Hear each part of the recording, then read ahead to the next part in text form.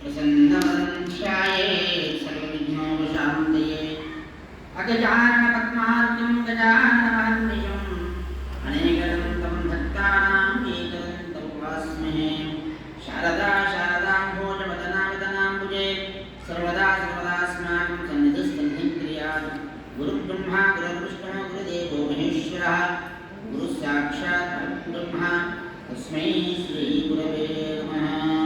नारायणसमारम्भां व्यासशङ्करमध्यमाम् अस्मदाचार्यपर्यन्तां वन्दे गुरुपरम्परां ज्ञानानन्दमयं देवं स्फटिकाकृतिम् आधारं सर्वविद्यानां हयग्रीवमुपास्महे पूजन्तं राम रामेण मधुरं मधुराक्षरम् आरुह्यविदास्याघां वन्दे वाल्मीकिकोकिलम् अद्रितप्रधानं यत्पिबं सततं रामचरितामृतसागरम् अतृप्तस्थं मुनिन्दे व्राजेन सर्वकल्मषं व्यासं वसिष्ठनन्तारं शक्ते पौत्रमकल्मषं पराशरात्मनं वन्दे सुखदातं तमोदिम् अद्रितप्रधानमेव शीलापदयं धनुजवनकृतानं कुशालं ज्ञानिनामग्रगण्यं सकलगुणनिधानं मातराणामधेयं रघुपतिप्रियभक्तं मातरातं नमामि। अञ्जनानन्दनं वीरं जानकीशोकनाशनं गोष्पदे कृतवाराशं वशके कृतराक्षसं रामायणमहामालावरत्नं वन्दे निरात्मनम्। अञ्जनानन्दनं वीरं जानकीशोकनाशनं कपीशवक्षहन्तारं वन्दे लङ्काभयङ्करं मनोजवं मारुतुल्यवेगं जितेन्द्रियं बुद्धिमतां वरिष्ठं वातात्मजं वानरयूथमुख्यं श्रीरामदूतं शिरसा नमामि। अञ्जनेयमण्डलमाडलाननं काञ्चनादिकवणिजविग्रहं पारिजाततरुमूलवासनं भावयामि परमानन्दनं यत्र यत्र रघुनाथकीर्तनं तत्र तत्र कृतमस्तकाञ्जलिं बाष्पवारि परिपूर्णलोचनं मारुतिं नमत राक्षसान्तकं रामाय रामभद्राय रामचन्द्राय वेधसे रघुनाथाय नाथाय सीताय पते नमः। नीलाम्बुजश्यामकोमलाङ्गं सीतासमारोपितवामभागं वाणो महासायकचारुचापं नमामि रामं रघुवंशनाथं। वामे भूमिसुतश्च सीता पुरश्च हनुमान् पश्चात् सुमित्राजितः शत्रुघ्नो भरतश्च पार्श्वतनयो वायुव्याधिकोणेषु च सुग्रीवश्च विभीषणश्च वराट् तारासुतो जाम्बवान् मध्ये नीलसरोजकोमलरुचिं रामं भजे श्यामलं। माता रामो मत्पिता रामचन्द्रः स्वामी रामो मत्सखा रामचन्द्रः सर्वस्वं मे रामचन्द्रो दयाळुः नान्यं जाने नैव जाने न जाने। श्री सीतारामचन्द्रस्वामी भगवान् की जय।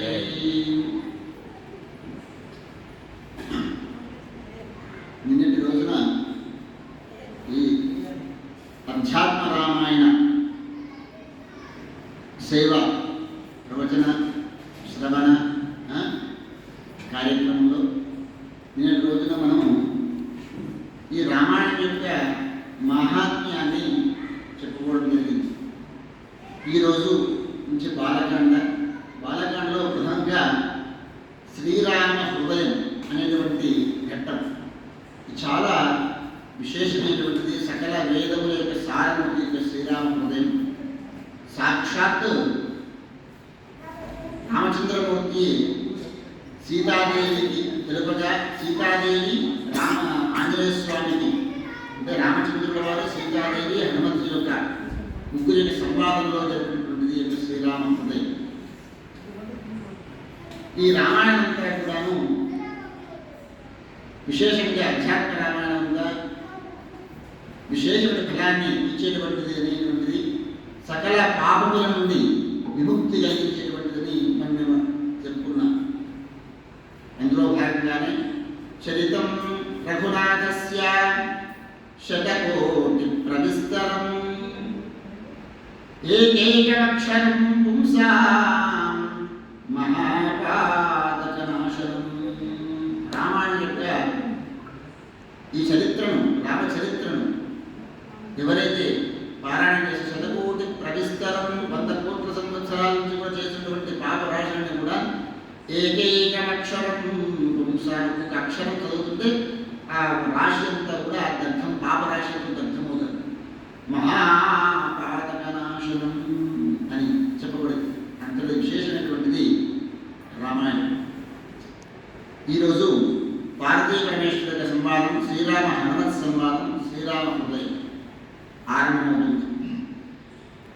यपृथिवीभरवारणायजुजैः सम्प्रार्थितश्चिन्मयः सञ्जातः पृथिवीतनयरविजुलो मायामनुष्योऽव्ययः निश्चक्रं हतराक्षसप्रदायात् ब्रह्मद्ववाद्यं स्थिरां कीर्तिं पापहरां विधाय जगतां सञ्जानकीशं भजे विश्वोद्भवस्थितिलयानिर्हेतुमेकं मायाश्रयं विगतमायमचिन्त्यरूपम् आनन्दसान्द्रमदं निजबोधरूपं सीतापतिं विदिततत्त्वमहं नमामि पठन्ति ये नित्यमनन्यचेतसः शृण्वन्ति च आध्यात्मिकसंज्ञितं शुभं रामायणं सर्वपुराणसंविदं निर्धूतपापाहरिमेव यान्ति ते अध्यात्मरामायणमेव नित्यं पठेद्यदीच्छेद्भवबन्धमुक्तिं गवां सहस्रैककोटिदानात् फलं लभेद्यः शृणुयात् स नित्यम् సచ్చిదానంద స్వరూపమైనటువంటి నాశనము లేనటువంటి పరమాత్ముడు శ్రీ మహావిష్ణువు భూభారాన్ని తొలగించుటటువంటి సంకల్పం చేసుకున్నాడు. ఆ సంకల్పంలో భాగంగా దేవతలంలో కూడా ఆ విష్ణుమూర్తి దగ్గరికి వెళ్ళి ప్రార్థన చేసి, స్వామి, రావణాది రాక్షసుల యొక్క ధూర్త కార్యక్రమం చాలా విశేషంగా సాధువులను, ఋషులను, మానవులను చాలా బాధపడుతూ ఉన్నారు స్వామి. వాణ్ణి హరించేటువంటి సమయం ఆసన్నమైంది, వారిని నాశనం చేసేటువంటి సమయం ఆసన్నమైంది కనుక మీరు దయించి మానవలోకంలో మానవావతారం, ఎందుకంటే మానవుల చేతనే సంపబడుతాము అనేటువంటిది, అంటే మానవులు అంటే మానవులు అంటే వాడికి లెక్క లేదు అన్నమాట. మానవులు తప్ప ఏ భక్తులు కూడా వాడికి మరణం లేదు కనుక మీరు సూర్యవంశమున మాయచే మానుషులను అవతరించి రాక్షస సంహారము కావించమని ఆ దేవదేవుని భూభారం తొలగించి సమస్త పాపం నశింపజేయు తన పుణ్యకీర్తిని ఈ లోకం నెలకొల్పి తర్వాత తన దివ్యమైన బ్రహ్మస్వరూపమును ఆ స్వామి లీలమైనాడు. అటువంటి విషయమంతా కూడాను అటువంటి జానకీనాథుడికి ఆ రామచంద్ర ప్రభువుకి నేను నమస్కారం చేస్తూ ఉన్నాను. విశ్వం యొక్క ఉత్పత్తి, సృష్టి, స్థితి, లయములకు ఒకే మూల కారణమైన వాడు.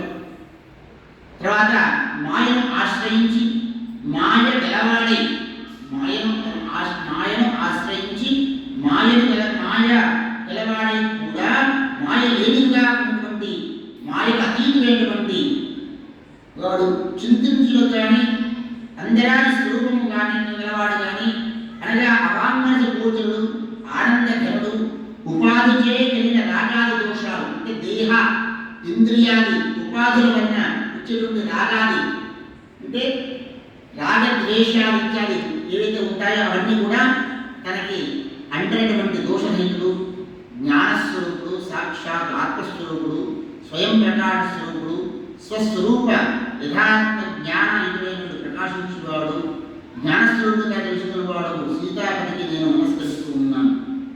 అధ్యాత్మ రామాయణం సర్వపురాణ సంహితము ఇది సకల శుభములను చేకూర్చును. దీనిని ప్రతినిత్యం కూడా ఏకాగ్రచిత్తంతో పఠించేటువంటి వారు, వినువారు పాపరహితులై నేరుగా శ్రీహరిని పొందేటువంటి వారు. సంసారబంధనగా జనన మరణ ప్రవాహం నుండి ముక్తి పొందుకోరువారు నిత్యము అధ్యాత్మరామాయణం పఠించవలను. దీనిని పఠించువారు, వినడివారు కోటాను కోట్ల గోవులను దానం చేసినటువంటి ఫలము పొందుతారు.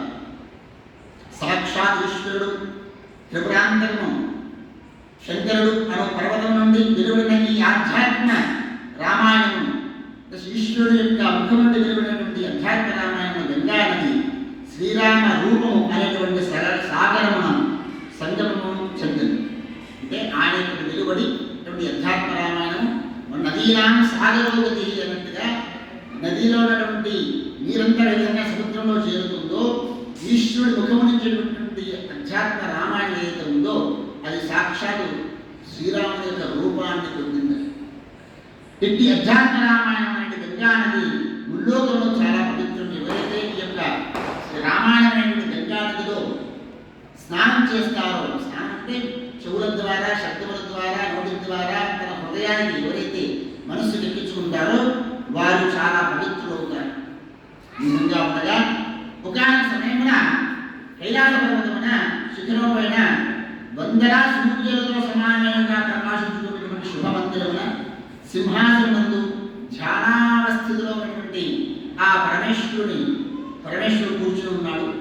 అప్పుడు సిద్ధ సమూహము చే శ్రీరంపబడినటువంటి నిత్య నిర్భయుడు, సమస్త పాపమును హరించువాడు, ఆనందనిలయుడు దేవదేవుడు భగవానుడు త్రిలోచనను చూసి అతని రామభాగమున అమ్మవారు పార్వతీదేవి భక్తితో వినమ్ర భావముతో ఈ విధంగా అడుగుతుందట. దేవుని అమ్మవారు అడుగుతూ ఉంది, ఎట్లా ఉన్నాడు స్వామి?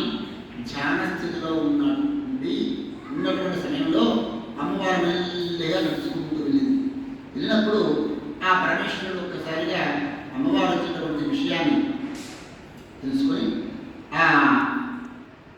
అప్పుడు కళ్ళు తెరవగా అమ్మవారు అడుగుతా ఉంది, దేవా జగన్నివాస నమస్కారం చేసింది. నీవు సర్వజీవుల అంతఃకరణను సాక్షిభూతులవు. ఈశ్వరుడి కదా ఈశాన సర్వవిద్యానాం ఈశ్వర సర్వభూతానాం బ్రహ్మాధిపతి బ్రహ్మ శివో మే అస్తి సదాశివం. ఈశ్వరుడే సకల భూతములకు సాక్షిభూతు, సకల భూతములకు కూడా ఉన్నటువంటి వాడు పరమేశ్వరుడు. అంతేగాక నీవు కూడా సనాతనుడివే. కావున శ్రీ పురుషోత్తమ భగవాని సనాతన తత్వము గురించి నేను మిమ్మల్ని ప్రశ్నిస్తూ ఉన్నాను. ఇది పరమ రహస్యం, వేరెవరికి చెప్పకూడని సత్యమే అయినను మహాత్మైన వారు ఎంత రహస్య విషయమైన తమ భక్తులకి చెప్పుచుంటారు. ఎంత రహస్యమైనా పార్టీ కూడా చెప్తారు కదా, ఎవరు చెప్పకు అనిపిస్తుంది చెప్తారు. కనుక ఓ దేవా, నేను కూడా నీ భక్తురాలని, నాకు మీరు మిగుల ప్రియమైన వారు. కావున నేను అడిగినది ఎట్టి రహస్యమైన కూడా మీరు నాకు వివరించి చెప్పము. భక్తి వైరాగ్య పరిపూర్ణ విజ్ఞానంతో కూడినది, స్వప్రకాశము అయినది ఆత్మజ్ఞానం. అది మానవుడు సంసార సముద్రం దాటుకు ముఖ్య సాధనముగా ఉండేటువంటిది. అట్టి ఆత్మజ్ఞానము సహజముగా స్త్రీనైనా నేను కూడా గ్రహించే విధంగా, స్త్రీలు ఇతరత్రమైనటువంటి వారు అంటే ఎవరైనా అమ్మవారు తెలియని విషయం కాదు. ఆ అమ్మవారు ఎప్పుడైనా కూడా ఒక గురువును దగ్గరికి వెళ్ళినప్పుడు శిష్యుడు ఏ విధంగా ఉంటుందంటే తెలిసినప్పటికీ కూడా ఏమి తెలియని వాడ పరిప్రశ్నేన సేవయాన్ని మనకు భగవద్గీత చెప్తుంది. పరిప్రశ్న అర్జునుడికి తెలియదు కాదు, కృష్ణుడికి తెలియదు కాదు జ్ఞానం. కానీ కృష్ణుడి దగ్గర నుంచి ఇంకా తెలుసుకోవాలి. ఈ యొక్క సంవాదం వల్లనే మనకి ఇంకా ఆత్మజ్ఞానం కలుగుతూ ఉంటుంది అని అర్జునుడు నిమిత్తంగా పెట్టుకుని కృష్ణ భగవాడు ఏదైతే చెప్పినాడో అమ్మవారిని నిమిత్తంగా పెట్టుకుని ఆ పరమేశ్వరునికి కూడా ఈ అధ్యాత్మ రామాయణమైనటువంటి విషయాన్ని, రాముని యొక్క చరిత్రను, తత్వాన్ని తెలుపుతూ ఉన్నమాట. ఆ సందర్భంలో అమ్మవారు అడుగుతా ఉంది, ఒక మరణైనా నేను కన్న గోపనీయమైన రహస్యం గురించి మిమ్మల్ని అడగలను. సమస్త లోకసారూపుడు శ్రీరామచంద్రుడు నుండు విశుద్ధ భక్తి, నీవు ఎంతో భక్తితో కలిగి ఉన్నావు. ఈ భవసాగరము తరించుటకు శుద్ధుడైన నౌకైని ప్రసిద్ధమైన ఉన్నది కదా. కావున దయచేసి మొదట మీరు దాన్ని గూర్చి వివరింపుము. సంసారం నుండి ముక్తి పొందుటకు భక్తియే ప్రసిద్ధమైన ఉపాయం. దానికన్నా శ్రేష్టమైన సాధనం ఏదీ లేదు. అయినప్పటికీ మీరు మీ విశుద్ధ వచనాలతో, పరిశుద్ధమైన వచనాలతో నా హృదయం నందలి సంశయ గ్రంథిని ఛేదింపము. తథాపి హృత్సంశయబంధనం మే విభేదుమరస్యవదోక్తి విశ్వం వదంతి రామం పరమేకమాద్యం నిరస్తమాయా గుణసంప్రభావం.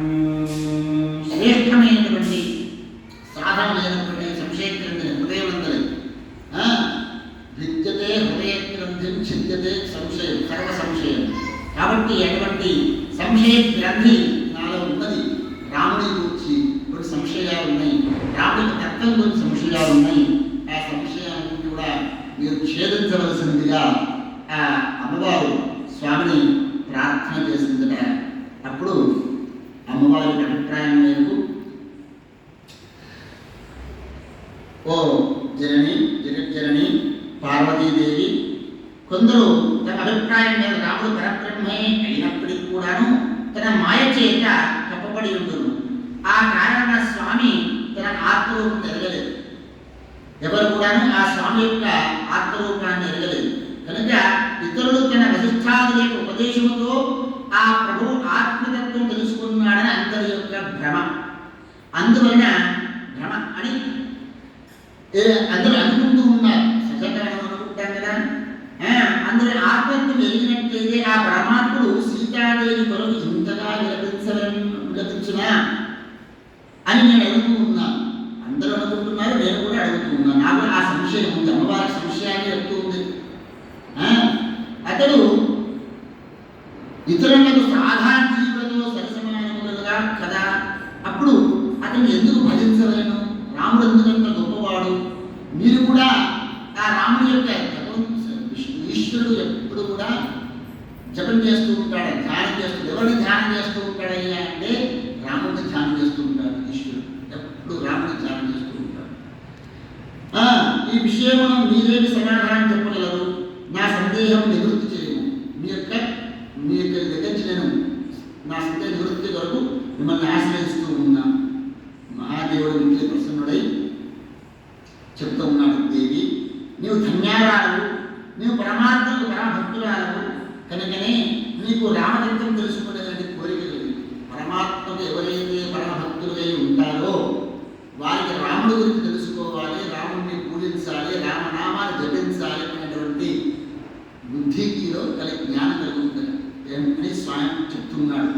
ధన్యాసి భక్తాసి పరమాత్మనస్త్వం యజ్ఞాతుమిచ్ఛాతవరామతత్వం పురాణకేనాప్యజోభిజోహం వక్తుం రహస్యం పరం నిగూఢం.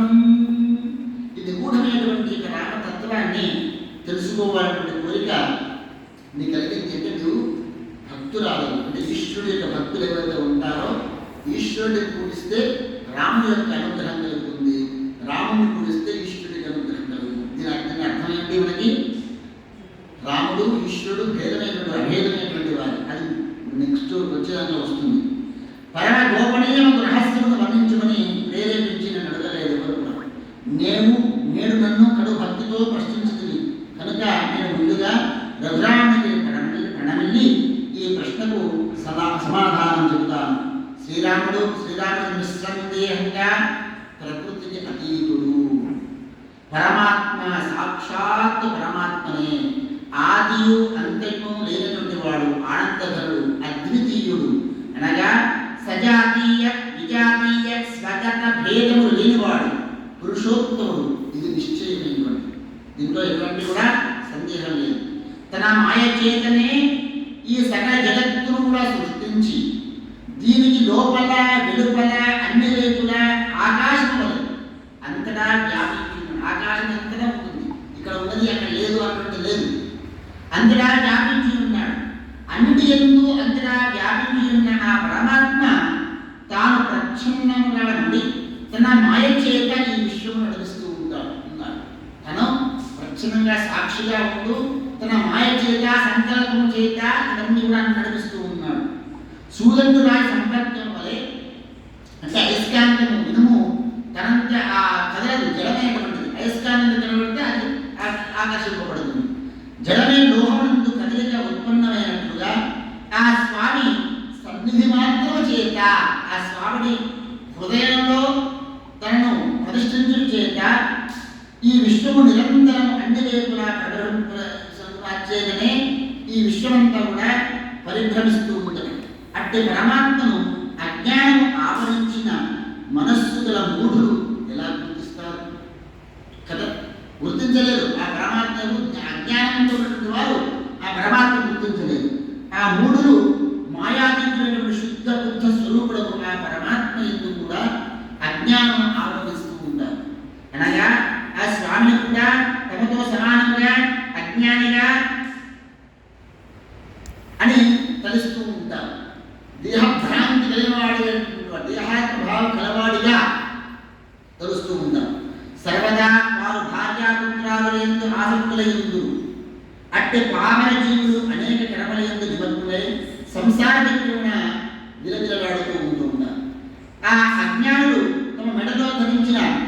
కంఠాభరణం కూడా కంఠంలో భరణం ఉంది, అది పోయింది అనుకుంటాం, అంతా ఎదుగుతూ ఉంటారు, మన మెడల్నే ఉంటూ ఉంటాం. అజ్ఞానంలో ఉన్నటువంటి వాడికి, కల్పించినటువంటి వాడికి, మతి భ్రమించినటువంటి వాళ్ళకి మతి భ్రమించడం అంటే మాయ. సంకలో పిల్లలకి ఊరంతా ఎదుగుతున్నటువంటి సామెత ఉంది కదా, ఆ విధంగా కంఠంలోనే ఆభరణం ఉంటుంది. అయ్యో నా ఆభరణం కనిపించట్లేదు, నా ఆభరణం కనిపించట్లేదు, అంతా వెతికి రాదు, ఎవడో వెతుకుతాడు. ఏం చెప్తారు, ఆయన కంఠం మీద ఉంది కదా, అదేనా ఇదే కరెక్ట్, ఇదేనా ఇది అంటూ ఉంటారు. అంటే తన శరీరం అంతా ఉన్నటువంటిదే, లేదా తన జేబులో పెట్టుకున్నటువంటి ద్రవ్యమే పోయింది అనుకున్నటువంటి వాడు కూడా వెతుకు ఎంతో చూస్తూ ఉంటారు. అది మనకు కూడా అవుతుంటుంది. అప్పుడప్పుడు ఎదురుగానే ఉంటుంది, కనిపించదు. బండి తాళాలు ఉంటాయి, ఎదురుగానే ఉంటుంది, బండి తాళాలు వెతుకుతూ ఉంటారు. అలాగే ఎవరో ఒకరి కథ ఇక్కడ ఉందని చెప్పాలి. ఎవరు ఈ తత్వాన్ని చెప్పాలి? గురువు. అలాగే తమ హృదయంలో పరమాత్మ శ్రీరామచంద్రుడిగా ఎదగదు. అందువలన ఆ స్వామి యందు అజ్ఞానాన్ని దోషం ఆరోపిస్తూ ఉంటారు. నిజములకు జ్యోతిస్వరూపులకు సూర్యుని యందు ఎప్పుడు అంధకారం ఉండదు.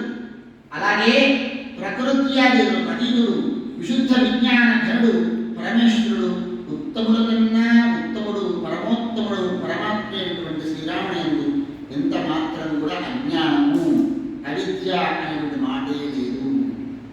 ఒక మనిషి గిరగిరా తిరుగుతున్నప్పుడు అతని నేత్రుడు కూడా గిరున తిరుగుతూ ఉండదు.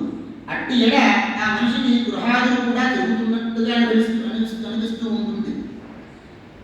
అదేవిధంగా ప్రజలు తమ దేహము ఇంద్రియ రూపమైన కర్త ద్వారా జరుగు పనులను దేహము కంటే పరమైన ఆత్మ యందు ఆరోపిస్తూ మోహితులయ్యుండు. ఎల్లప్పుడూ ప్రకాశస్వరూపమైన సూర్యుని యందు ప్రకాశం తప్ప ఇతర మిశ్రమం ఏదీ లేకుండదు. అందువలన అతనికి రాత్రి పగలు అను భేదం ఉండదు. అలాగే శుద్ధ చేతన ఘనస్వరూపమైన రాముని యందు జ్ఞానము అజ్ఞానం అను ద్వైతీ భావం ఎలా ఉంటుంది? ద్వైత భావం లేదు. అనగా అతడు నిత్యశుద్ధ జ్ఞాన ఘనస్వరూపుడే అనే అభిప్రాయం. అందువలన ప్రమాణ స్వరూపుడు విజ్ఞాన ఘనుడు పరమేశ్వరుడు శ్రీరాములో అజ్ఞానం ఏమాత్రం లేశమైన కూడా లేదు అని ఈశ్వరుడు అమ్మవారు చెప్తూ ఉన్నాడు. అతడు ప్రకృతికి ఆధారభూతుడు, మాయ అతని ఆధీనంలో ఉండును. రాముడు ఆ మాయకు అధిష్టాత కనుక అట్టి మాయ కమలైనప్పుడు శ్రీరామును మోహింపజేయజాలి. ఓ పార్వతి, ఈ విషయం గురించి నీకు మిగిలిన లోపనీయమైన పట్ల దుర్లభమైన మోక్ష సాధన రూపము సీతారామ హనుమత్ సంవాదం చెప్తున్నాను నేను. దాన్ని శ్రీరామ హృదయం అంటారు. ఒకప్పుడు ఏం జరిగిందో ఈశ్వరుడు చెప్తున్నాడు. రాముడికి సీత హనుమంతుల ముగ్గురికి సంవాదం జరిగింది. అది ఈశ్వరుడు చెప్తూ ఉన్నాడు అమ్మవారి. పూర్వం రామావతార సమయమున యుద్ధ కోవిదుడైన శ్రీరామచంద్రుడు దేవజన్మలకు కంటకుడు రావణుని అతని పుత్రులను సైన్యమును వాహన సహితముగా యుద్ధమున అతని పరమార్చి సీత సుగ్రీవ లక్ష్మణ సహితుడై హనుమజాది వానర పరివృతుడై అయోధ్యా నగరాన్ని చేరినాడు. అచల రాజ్యాభిషేకం పూర్తి అయిపోయింది. చేసుకొని వశిష్ఠాది మహర్షుల చేత పరివృతుడై అనంత సూర్య ప్రభా సమానుడై శ్రీరామచంద్రుడు సింహాసన కూర్చుని ఉన్నాడు. సమస్త కార్యము నెరవేర్చున్నాడు. ఏ కోరిక లేనివాడు, పరమాత్మ జ్ఞానవంతు మాత్రమే మనస్సు నిలిపినటువంటి వాడు, మహాబుద్ధిశాలి హనుమంతుడు ఆ రామచంద్రుని సమీపించి అంజలి ఘటించి సీతారాముడు ఎదురు నిల్చుని ఉన్నాడు. ఎదురుగా చూసి హనుమను చూసి శ్రీరాముడు సీతాదేవితో ఈ విధంగా అంటూ ఉన్నాడు, చెప్తూ ఉన్నాడు. ఓ సీత, ఈ హనుమ మన ఇరువురికి అచంచలమైన మన ఇద్దరి యందు అచంచల భక్తి గలవాడు. మనకు చాలా ప్రియుడు, పాపరహితుడు, జ్ఞానవంతులకు యోగ్యమైనటువంటి వాడు. నీవు ఇతనికి నా యొక్క తత్వాన్ని ఉపదేశించు అని సాక్షాత్తు రామచంద్రమూర్తి సీతాదేవి చెప్పినాడు. రామసీతాభేజం భూయితత్వం హనుమతే నిష్కల్మషోయం జ్ఞానస్య పాత్రం నో నిత్యభక్తిమాన్. ఇతనికి నా యొక్క తత్వాన్ని ఉపదేశించుకొని చెప్తూ ఉన్నాడు. అంతటా అమ్మవారు రాముడి యొక్క ఆజ్ఞ తథేతి జానకీ ప్రాహ తత్వం రామస్య నిశ్చితం హనుమతే ప్రపన్నాయ సీతాలోక విమోహిని. చెప్పడానికి అమ్మవారు ఉపకరించింది హనుమంతునికి. చెబుతున్నది అమ్మవారు రాముడి గురించి, ఆంజనేయ స్వామి ఏమిటి? రామం విద్ధి పరం బ్రహ్మ సచ్చిదానందమద్వయం సర్వోపాధి నిర్ముక్తం సత్తామహత్యామగోచరం ఆనందం నిర్మలం శాంతం నిర్వికారం నిరంజనం సర్వవ్యాపినమాత్మానం స్వప్రకాశమకల్మషం మాం విద్ధి మూల ప్రకృతిం స్వర్గస్థిత్యంతకారిణీం తస్య సన్నిధి మాత్రేణ సుజామీన అతింద్రిత తత్సాన్నిధ్యాన్మయా సృష్టం తత్సాన్నిధ్యామయా సృష్టం తస్మిన్నారోప్యతే బుధైః అయోధ్యానగరే జన్మే. ఆరోప్యతే అబుధైః. అబుధై అంటే బుద్ధి లేనటువంటి వారు. అయోధ్యానగరే జన్మ రఘువంశేతి నిర్మలే అని చెప్తుంది అమ్మవారు. ఏమని? నాయన హనుమా, నీవు మొట్టమొదటిగా నీవు విశ్వసించవలసింది ఏమిటయ్యా అంటే శ్రీరాముడు సాక్షాత్తు పరమేశ్వరుడే. పరమేశ్వరుడే సాక్షాత్ విష్ణుమూర్తియే. పరమేశ్వరుడు శబ్దానికి ఒక శంకరుడు అనుకుంటే ఈశ్వర శబ్దం అంటే సాక్షాత్తు మూలం ఏదైతే సచ్చిదానంద స్వరూపం ఉందో అదే సత్యస్వరూపం ఏదైతే ఉందో అంటే బ్రహ్మ విష్ణు శివాత్మకమైనటువంటి రూపం ఏదో దాన్ని ఈశ్వరుడు అంటారు. శ్రేష్ఠుడు శబ్దం అవుగా మీరు తెలుసుకును.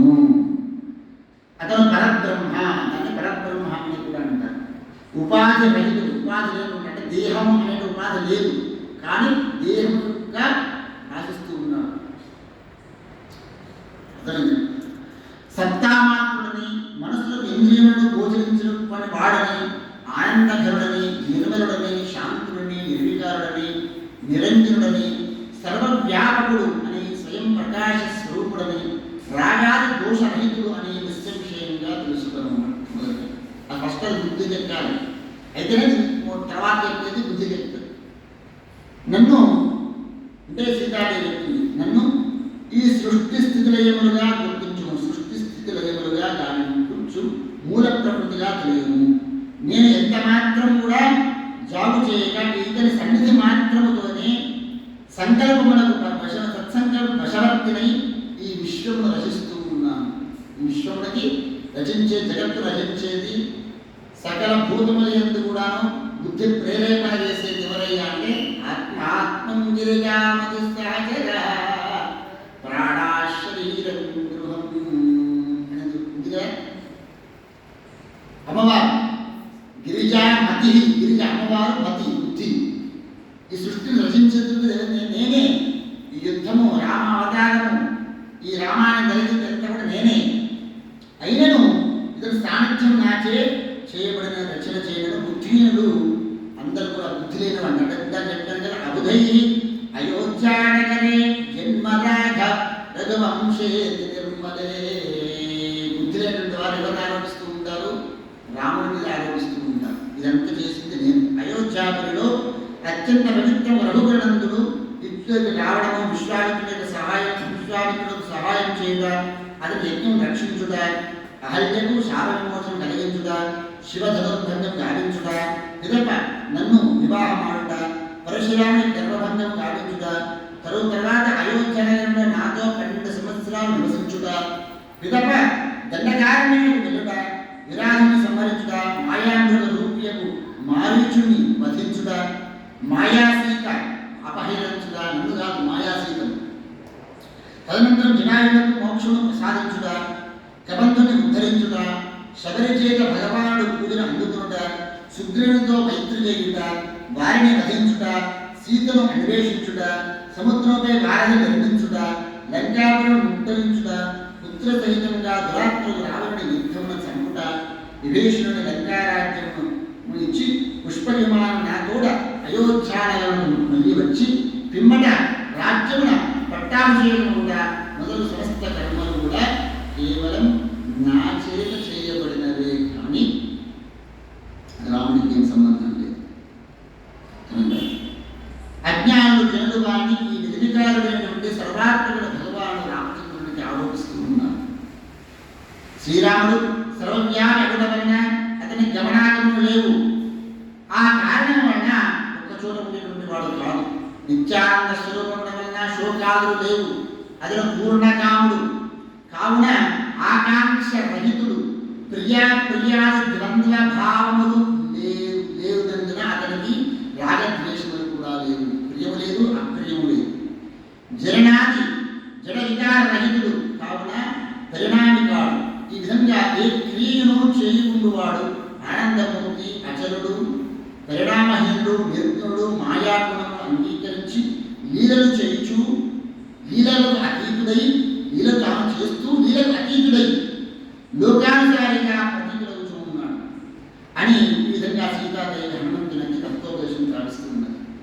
పిదప అక్కడే సమ్ముఖమున నిలిచినటువంటి ఆవిడతో శ్రీరాముడే స్వయంగా చెప్తూ ఉన్నాడు. అక్కడే ఉన్నటువంటి రామచంద్రుడు, రాముడు, సీతాదేవి, ఆంజనేయ స్వామి అక్కడే ఉన్నారు. ఆ సందర్భంలోనే అపవాదిస్తూ ఉంది. నేను పరమాత్మ ఆత్మ అనాత్మను కూర్చు తెలిపేదను, సావధానంగా విను అని సాక్షాత్ రామచంద్రమూర్తి చెప్తున్నాడు ఆంజనేయ స్వామికి, సీతాదేవికి, ఆంజనేయ స్వామి.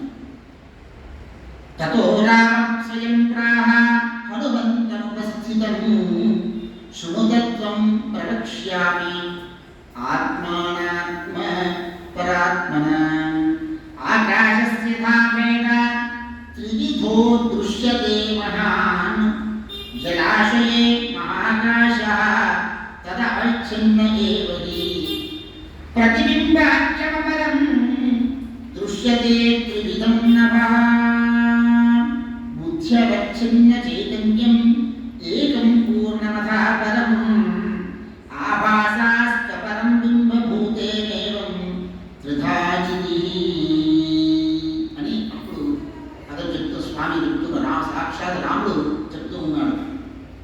ఎందుకు కానీ ముందుగా ఆకాశం దృష్టాంతంగా ఎగ్జాంపుల్గా చెప్తున్నాడు. ఆకాశం మూడు విధములుగా మనకు కనబడుతున్నది. మహాభేదంతో మూడు ప్రకారములుగా ఉన్నట్టుగా అనిపిస్తున్నది. వాటిలో ఒకటవది మహాకాశం, అంతటా వ్యాప్తి ఉన్నది అనగా మనకు అనిపిస్తున్నది. అంతటా వ్యాప్తి చెందినటువంటి మహాకాశం. రెండవది జలాశయ అవిచ్ఛిన్న ఆకాశం. ఇది కేవలం జలాశయాలకు మాత్రమే పరిమితమై ఉంటుంది. ఇక మూడవది ప్రతిబింబ ఆకాశం, అంటే ఆకాశం కుండ, ఆ కుండలో కూడా ఆకాశం ఉంది, పరిమితమై ఉన్నది. కుండ పగల కొడితే ఉంటుంది ఘటాకాశం. ఘటాకాశం అంటే కుండలో ఉన్నటువంటిది.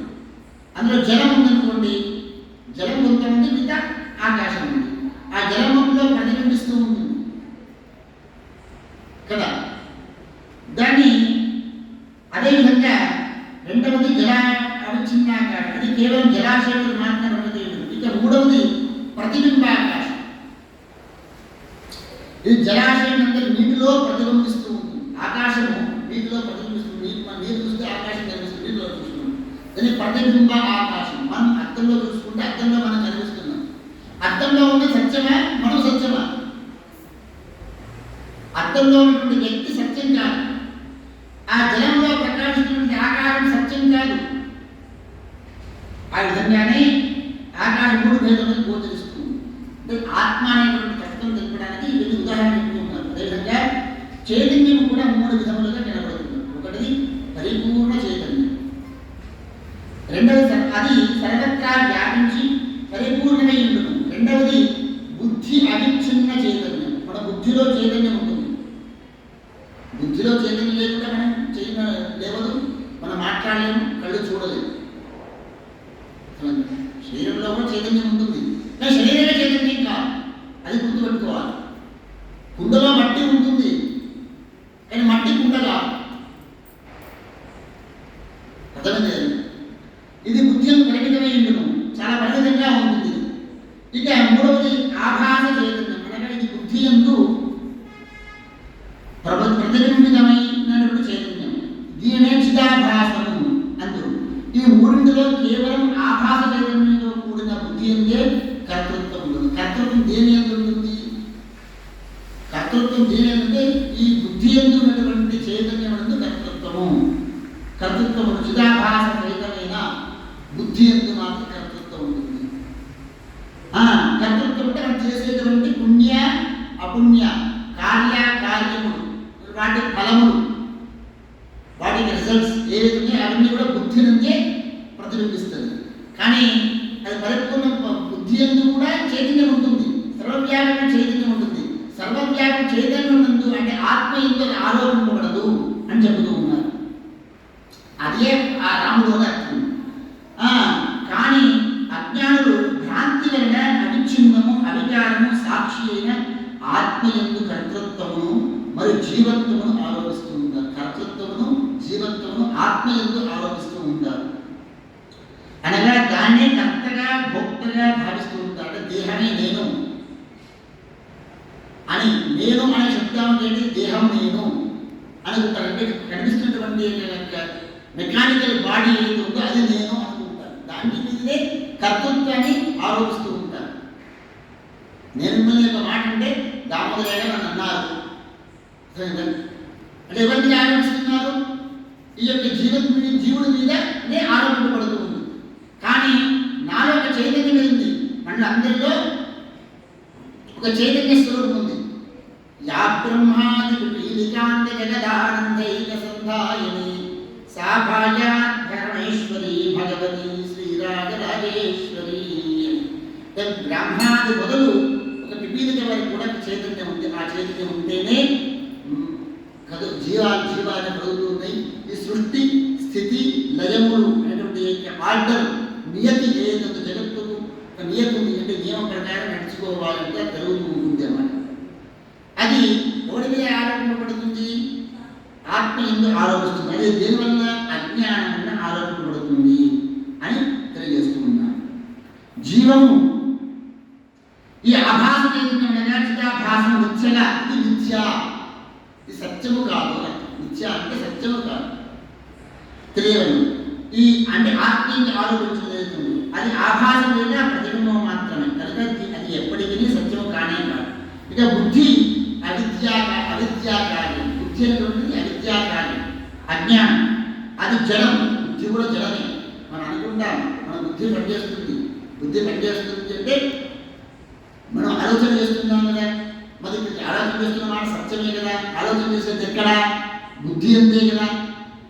దాని కర్తృత్వం అంటే ప్రాక్టికల్స్ ఎక్కడ వస్తుంది? శరీరం నుండి, ఇంద్రియముల ద్వారా బుద్ధి. కానీ ఆ బుద్ధిని ప్రేరేపిస్తున్నటువంటిది ఇంకొకటి ఉన్నది. బుద్ధికి ప్రేరేపణ అంటే చైతన్యాన్ని యాక్టివేట్ చేసేటువంటిది ఒకటి ఉన్నది.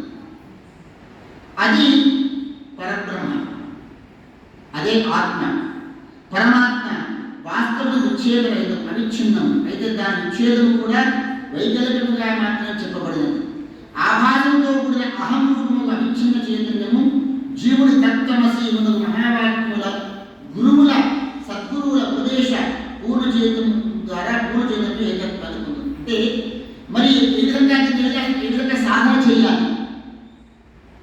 జీవుడి యొక్క ఆత్మ యందు ఏ విధంగా మనము ఏకత్వం కావాలి అనే విషయాన్ని చెప్తున్న పరిపూర్ణ చదువులో ఏకత్వము ఏ విధంగా కావాలి? దానికి కర్మ ద్వారా, జ్ఞానము ద్వారా, తర్వాత ధ్యానము ద్వారా, జపము ద్వారా, ఈ విధంగా కర్మల ద్వారా చిత్తశుద్ధి ఏర్పడుతుంది.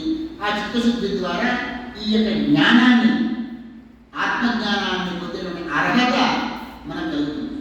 మనము ఎంబీబీఎస్ డాక్టర్ చదవాలంటే డైరెక్ట్ ఎంబీబీఎస్ సీట్ ఇవ్వడు కదా. దానికి మొదటి నుంచి నర్సరీ నుంచి, ఎల్కేజీ నుంచి 10th క్లాస్ పాస్ అవ్వాలి, ఇంటర్మీడియట్ పాస్ అవ్వాలి, తర్వాత ఎంబీబీఎస్ ఎంట్రన్స్ పాస్ అవ్వాలి. అప్పుడు ఎంబీబీఎస్లో వాడికి నాయన అర్హుడిగా అర్హత.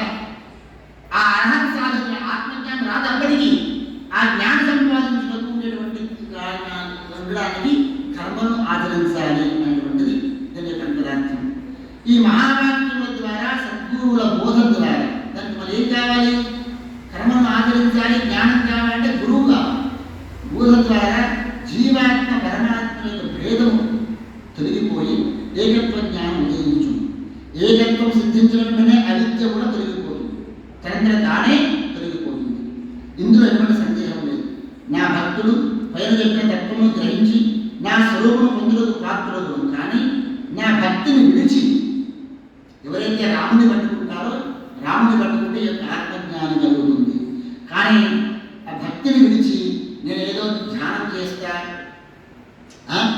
యోగం చేస్తా, శాస్త్రములు వేద శాస్త్రములను పఠిస్తాను అన్నంత మాత్రం వేదరాశి పఠించినంత మాత్రం ఆత్మజ్ఞానం కలగదు.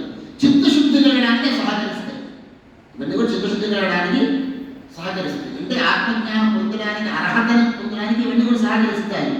ఇప్పుడు వాడు 100 జన్మలకైనా కూడాను జ్ఞానం కాలేదు, మోక్షమును పొందలేదు. పుణ్యపురుషులకు నా అయినందున ఇది పరమ రహస్యం. ఆత్మ గురించి యొక్క రహస్యం నా హృదయము నా అంతరభిప్రాయం అని ఎరుగు. ఇది నా యొక్క ఆంతరికమైన అభిప్రాయం. కావున శ్రీరామ హృదయం అనేటువంటి పేరుతో నేను నీకు ఉపదేశిస్తూ ఉన్నాను. సాక్షాత్ నేనే నీకు వివరించినాను. ఇది స్వర్గ ఫలం కంటే కూడా మించినది, మోక్షమును ప్రసాదించినది. అందువలన నీవు రహస్యమును నా యందు భక్తి లేని వారికి చెప్పకూడదు. ఈ రామ హృదయాన్ని ఎవరు చెప్పకూడదయ్యా అంటే భగవద్ భక్తి లేని వాడికి, మూఢునికి, షఠునికి, నాస్తికునికి, కుత్సితునికి, అంటే కుత్సితమైన బుద్ధి కలిగిన వాడికి ఈ రామ హృదయాన్ని కానీ అధ్యాత్మ రామాన్ని చెప్పకూడదు అని చెప్పకూడదని శ్రీరామ హనుమంతుడు ఉపదేశించున్నాడు. దేవి, నేను నీకు ఈ అత్యంత గోపనీయము, మనోహరము, పవిత్రము, పాపనాశనమైన శ్రీరామ హృదయాన్ని వినిపించినాను. సాక్షాత్ రామేణ కథితం సర్వవేదాంత సంగ్రహం యపఠేత్ సతతం భక్త్యా సముక్తో నాత్ర సంశయః.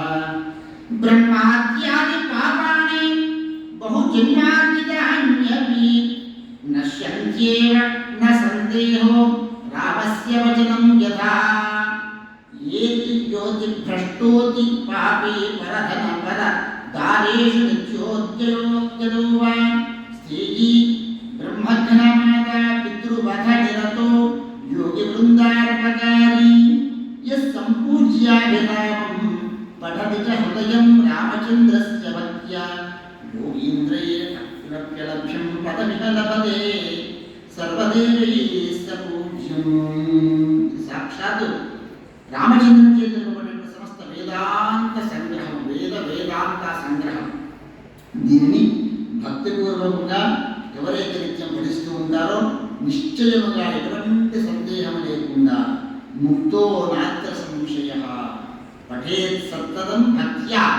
భక్తితో క్లిప్ కండిషన్ పెట్టారు, వాకు పెట్టుకోండి. ఏదో మామూలు చదువుతా అయిపోతుంది అనుకోవద్దు. భక్తితో ఎవరైతే పఠిస్తారో నిస్సంశయంగా ముక్తిని పొందుతారు. దీన్ని పఠించిన మాత్రమే అనేక జన్మల నుండి సంచితమైనటువంటి బ్రహ్మహత్యాది సమస్త పాపములను నిస్సందేహంగా తెలుపునని సాక్షాత్ శ్రీరామచంద్రమూర్తియే చెప్పినారు. అత్యంత భ్రష్టుడు, మహాపాపి, పరధనమునందు పరస్త్రీలందు సదా ప్రవృత్తి ఉన్నటువంటి వాడు, శూరుడు, బ్రహ్మజ్ఞుడు, మాతా పితృ హంతకుడు, యోగిజనులకు అహితము చేసేటువంటి వాడు, అపకారం చేసేటువంటి వాడు, ఇట్టి అన్ని పాపములను పూర్వము చేసిన వాడైనను, అంటే పూర్వజన్మలో చేసిన వాడైనప్పటికీ ఈ జన్మలో భక్తియుడై రాముని సేవిస్తూ రామభక్తుడిగా ఉండు, రాముడు తప్ప నాకు ఇంకెవరు లేరు అనేటువంటి అనన్య చింతయంతో మాం ఏ జనా ప్రతిపాదతే తేషాం నిత్యాభియుక్తోయం యోగక్షేమం మహాభ్యహం అన్నట్టుగా అట్టి మానవుడు ఇటువంటి దృఢ నిశ్చయముతో వాడిని వదిలి భక్తితో రామచంద్రుని పూజించి శ్రీరామ హృదయాన్ని పఠించినట్లయితే అంతటి అంటే బ్రహ్మత్యాది పితృఘాతక మాతృఘాతక ఇటువంటి అన్ని పాపమేందుడు విముక్తుడై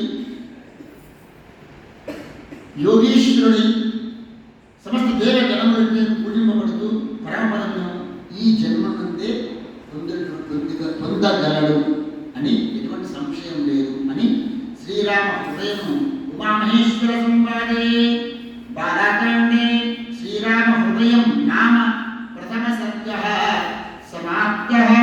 సీతారామచంద్ర స్వామి భగవానికి హరయే నమః, హరయే నమః, హరయే నమః, హరే రామ రామ రామ హరే హరే హరే కృష్ణ కృష్ణ కృష్ణ హరే హరే హరే రామ రామ రామ హరే హరే హరే కృష్ణ కృష్ణ కృష్ణ హరే హరే హరే రామ రామ రామ హరే హరే హరే కృష్ణ కృష్ణ కృష్ణ హరే సీతారామచంద్ర స్వామి భగవానికి హర పార్వతీపతే హర హర మహాదేవ స్వస్తి ప్రజాభ్యః పరిపాలయంతాం న్యాయేన మార్గేణ మహిమహేషాః గోబ్రాహ్మణేభ్యः శుభమస్తు నిత్యం లోకాः సమస్తాः సుఖినో భవంతు సర్వే జనాः సుఖినో భవంతు సమస్త సన్మంగళాని భవంతు హర పార్వతీపతయే హర మహాదేవ. ఈ బాలకాండలో శ్రీరామ హృదయం ఈరోజు అయిపోయింది. రేపటి నుండి బాలాకాండ ఘట్టములు, ఆ ఘట్టములు వెనుకల